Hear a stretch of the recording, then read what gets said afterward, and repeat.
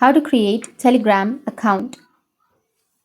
So if you want to create a Telegram account, then what you need to do is you just need simply open up your Telegram application. Make sure that you have a stable internet connection. Now you need to go with start messaging, which is on the bottom, and tap on continue. Now you need to enter your country code and the mobile number. Once you enter your country code and your mobile number, you just need to simply go with the arrow, which is on the bottom right. Tap on continue. And now you can also add your email address if you want to. But if you don't want to add your email address, you can just simply go with continue, which is on the bottom right again. And after that, it will send you a verification code to the email address or the mobile number that you've just entered. So you can open up your mail or your SMS on your phone and enter the code right here. Once you enter the code, then you need to enter your first and last name.